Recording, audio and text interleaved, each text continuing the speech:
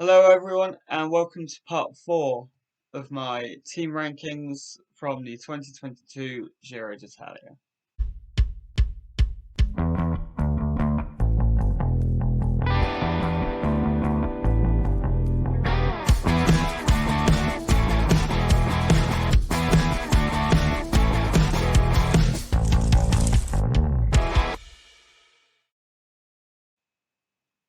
First team of part 4 we're going to talk about is Lotto Soudal, a team that came here with the ambitions of taking stage wins in the first week and a half of Caleb Ewan, and then giving some freedom to the likes of Harm van Hooke, Sylvain Monique, and Thomas de Ghent.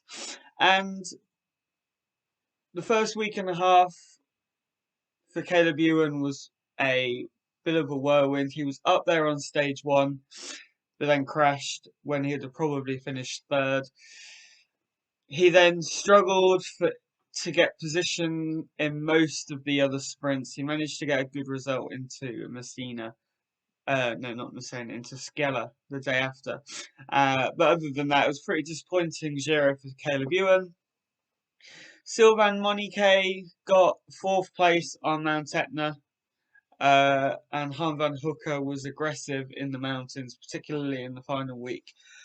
But their race was saved by Thomas de Ghent's ride into Naples. In the breakaway with the likes of Gamay and Mathieu van der Poel, he knew he had to be very clever. He had 2 riders with him, and I think they were Monique and van Hooke, and they rode it to perfection. They managed to get 2 of them up the road. De Ghent then won the sprint, and what a ride. But it does paper over the cracks that it was a pretty poor Giro other than that stage for Lotto Soudal. So 6 out of 10 for Lotto. Stage wins and a little bit of a GC tilt for Sousa and Valverde were the aims for Movistar at the Giro, and they never truly materialised. Ivan Sousa has shown again that he won't be able to manage the 3 weeks for not just a GC role for me, but maybe even a role as a big domestique as well. 19th on Mount Etna was his best result. Similar for Alejandro Valverde in terms of stage wins. He managed 5th to Aprica and top 10s on Potenza and Blockhouse, but other than that, he was well down and ultimately finished 11th on GC. The rider of the race for me for Movistar was Antonio Cadreo. He rode very well, particularly in that final week in the breakaways. 3rd place to Cone and 4th to Up the Passage for Dyer, which is 2 fantastic results in what was otherwise a pretty poor race for Movistar, so 3 out of 10. In similar vein to Lotto Soudal, Quick Step Alpha Vinals' aim was stage wins in the sprints for Mark Cavendish and attempting to win a stage or 2 with Mari van Sevenant and James Knox and Mauro Schmidt. They managed to get the former.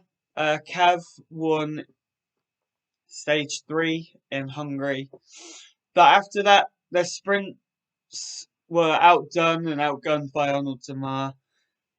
Affected a little bit by obviously Michael Morcu having to go home, but apart from that, they didn't have much to go in the race. Mari van Sevenant was aggressive, and Mauro Schmidt almost won the stage into Santoro de Castamonte, but other than that, it was an okay Giro. Cav managed to get through the mountains and looked like he was climbing better than ever, really. So I think a 5 out of 10 is enough. Quickstep would like more stage wins, but 5 seems a good number for Quickstep.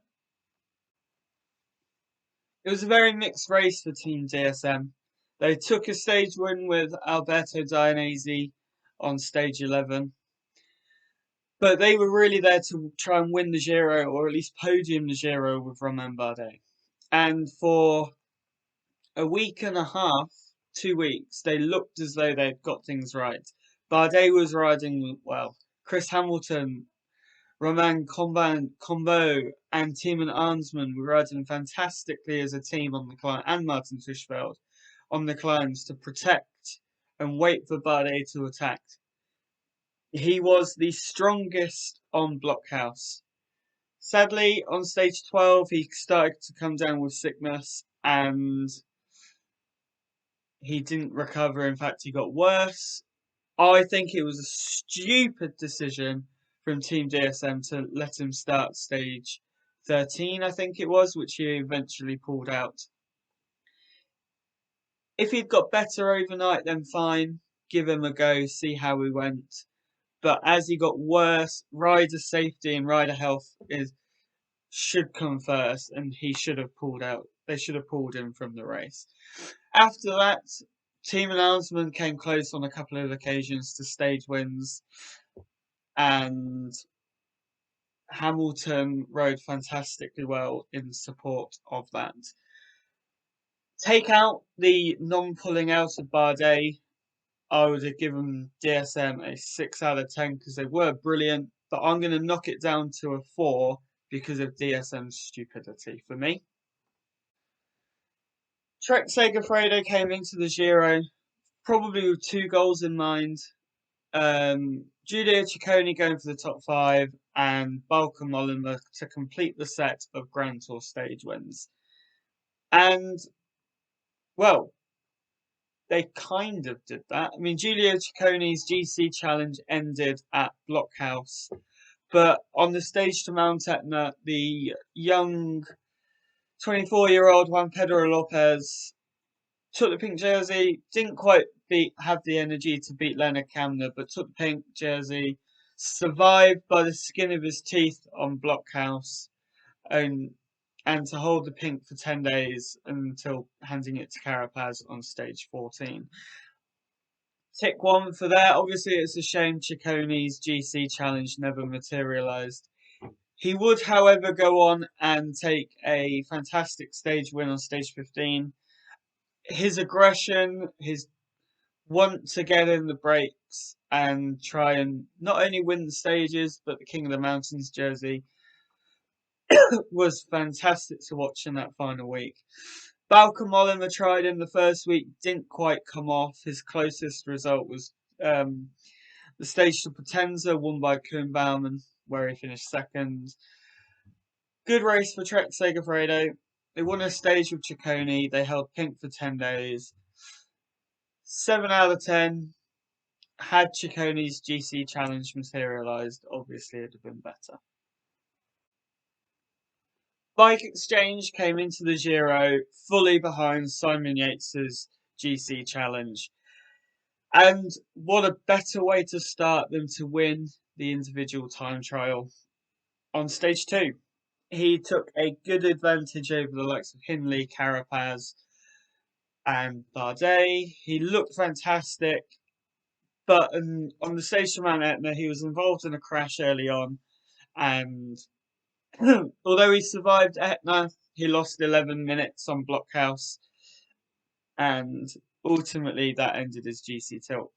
His knee would then come and go with knee pain, so some days it'd be good, other days it'll be bad. He won the stage to Torino after Bora ripped it up, and then he tried a couple of other mountain stages before pulling out. As he said himself, not the sort of Giro he wanted. He wanted the GC and he wanted the pink jersey. But 2 stage wins for him is a consolation, and they back-ended the Giro by winning the other TT with Matteo Sobrero as well. So in the end, a pretty good consolation prize for Bike Exchange. So 7 out of 10. Final team is Uae Team Emirates, who came here with support for Joao Almeida, but you never truly saw that support actually ride for him. Davide Formolo was trying every other stage to get into the breakaways to win a stage. He would come close at the stage to Potenza, but he was nowhere for Almeida. Similar with Rui Costa and Alessandro Colby.